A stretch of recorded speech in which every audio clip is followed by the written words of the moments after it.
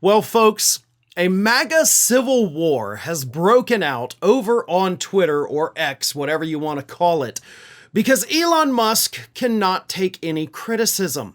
And right now, Elon Musk has been getting a lot of criticism from right-wing MAGA influencers and other conservative organizations over his recent statements where he said that we actually need to bring in more immigrants into the United States because, in Elon Musk's words, according to something he retweeted, American workers are the R word.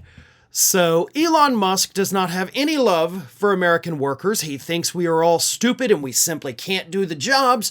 So he's called for more immigrants, which is odd because he's from an administration that has said no more immigrants. But, that's what pissed off all of these conservative influencers, starting, of course, with Laura Loomer. Loomer went after Musk, a couple other right-wing influencers and groups went after Musk, and wouldn't you know it, the free speech absolutist decided to punish these people by stripping them of their blue check marks on Twitter, and then, according to some folks, tampering with the algorithm in order to suppress their accounts and limit their engagement.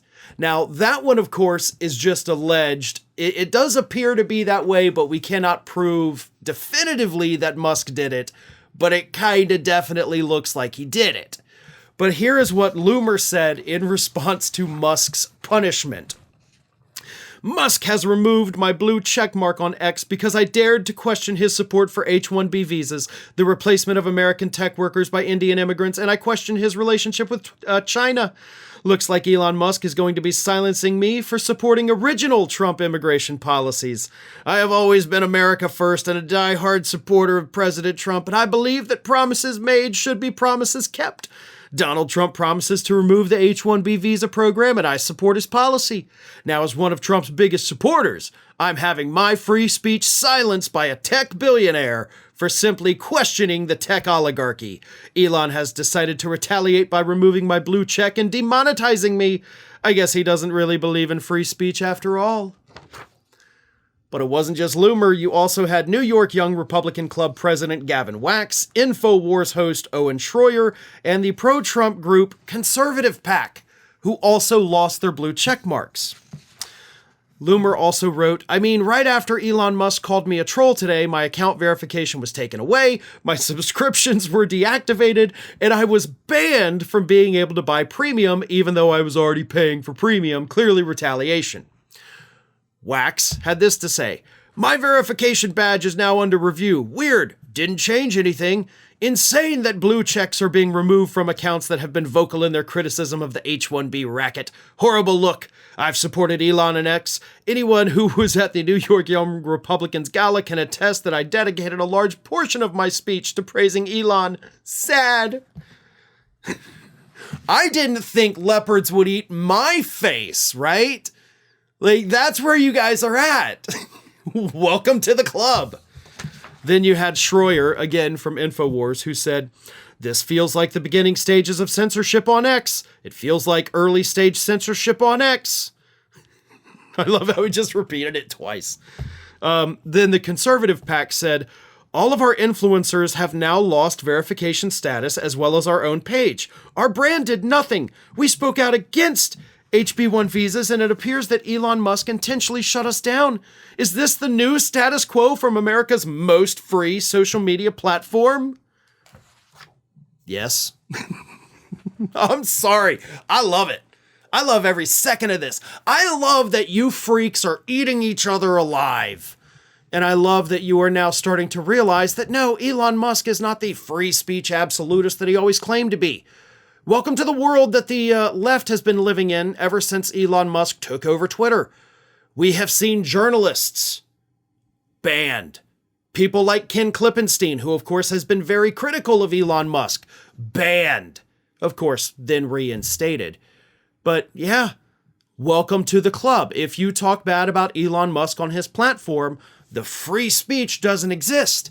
And here's the kicker that y'all don't seem to get, right? Elon Musk owns it. The government does not own it. Banning you is not censoring your freedom of speech. He's not infringing on your First Amendment rights. Twitter or X or whatever the frick it is, it's a private company. They can do that. They can change their terms of service at any point to make what you've done no longer allowed on the platform and thereby giving them an excuse to kick you off.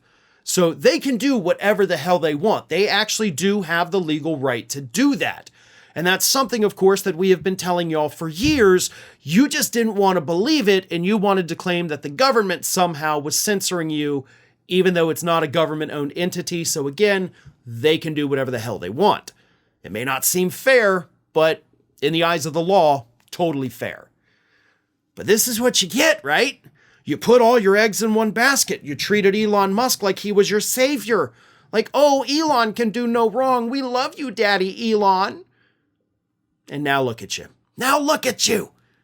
Even the young Republicans guy was like, I even devoted part of my speech to praising him. Now why is he doing this to me? Cry more, baby. It's only going to get worse from here. Again, I can't stress enough how much I love this. This is the funniest thing that I have seen happen to Republicans in a long time. And it's actually good that this is happening now. And let me tell you why. Y'all need to get used to disappointment. Y'all need to get used to the people that you have put up on these pedestals treating you like garbage, because to them, that is what you are. It doesn't matter how many followers you have on social media. It doesn't matter that your account was monetized. They can shut you down and forget about you in 20 seconds, and your career's over. You've based it solely on being popular on this one platform. And how's that working for you, right? What's your fallback? You guys going to actually go out and get real jobs at this point?